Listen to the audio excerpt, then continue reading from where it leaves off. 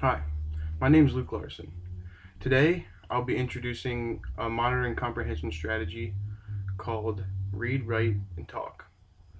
For this strategy, you need an article, which I chose an article from the Tween Tribune titled, Would You Go Bowling If They Change the Rules? And for this strategy, you get the article and you jot down notes or pictures in the margin of things that you're thinking about as you are reading. So, um, this article starts with the president of World Bowling. He's at a match with Krister Johnson, and Johnson turns to Dornberger and tells him that what he's watching is boring. So, being the president of World Bowling, Dornberger uh, says that it is boring.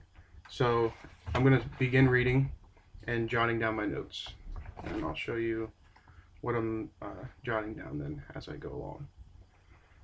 Dornberger says he has a solution. He wants to radically overhaul the very heart of the sport's complicated but to bowlers beloved scoring system. So, as I read that, I think, oh, I know what a scoring box looks like. So, I draw a scoring box,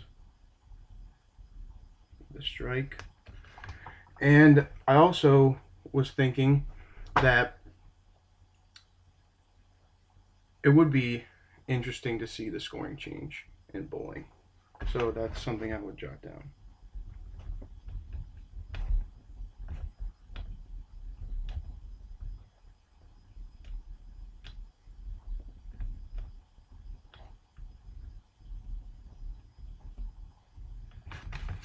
So in the margin, I have my scoring box there, and then I have the notes that I was jotting down.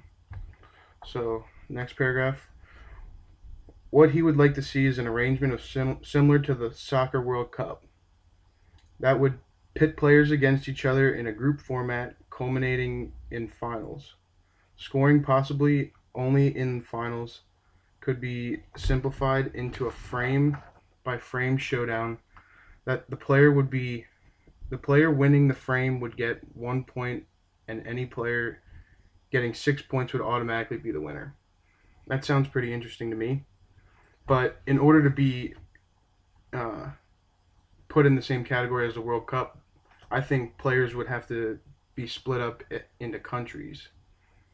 So that's one thing that I was thinking about as I was reading.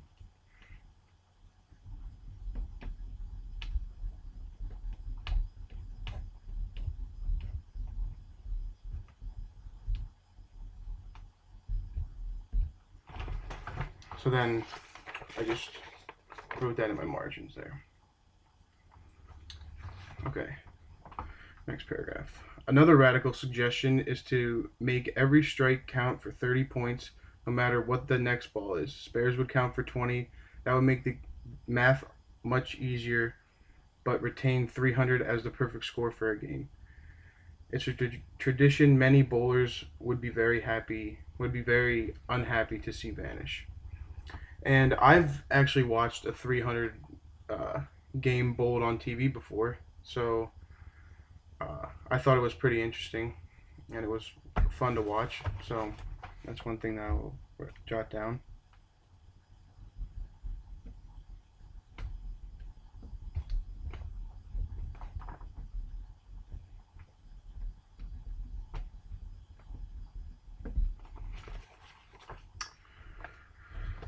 I'm open to anything because I love our sport, Dornberger said.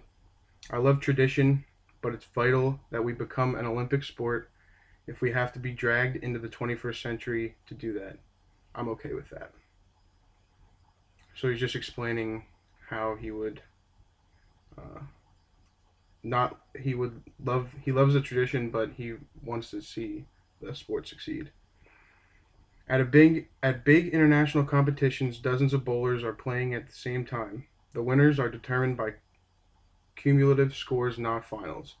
It's hard for spectators to get emotionally involved, and no one knows the winners until the whole day's competition's over. It took 11 and a half hours to complete the 2 rounds of play today, said Bill Hoffman, a 5 time world champion and Hall of Fame bowler who's coaching Hong Kong's team at the Asian finals. That is way too long. So I think that is pretty ridiculous of a time frame for 2 rounds of bowling. So that's something I would jot down.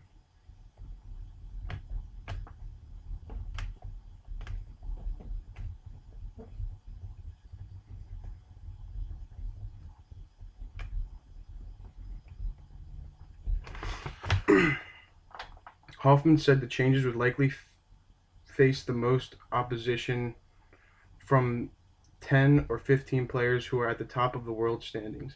After all, the scoring system is working for them the way it is, but he thinks major changes are required to attract spectators and sponsors and win the backing of the International Olympic Committee. So I know what the Olympic rings look like, and that's the first thing that comes to my mind when I see the word Olympics. So that's one thing that I'm gonna draw.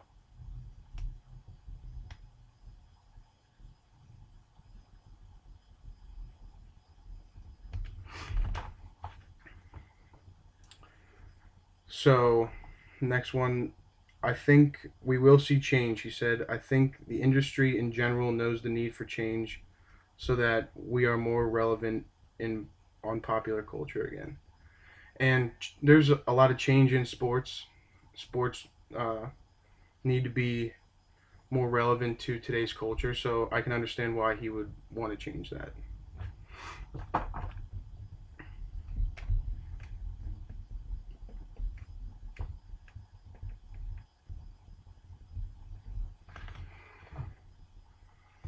So now that I've completed this, I would then go to the talking phase and talk to my peers or the teacher about what they were thinking when they were reading their article, and we can compare and contrast our notes. And then at the end, I would put a line, and then I would write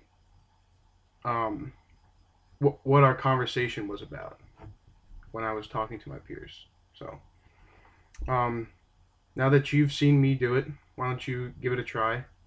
And good luck.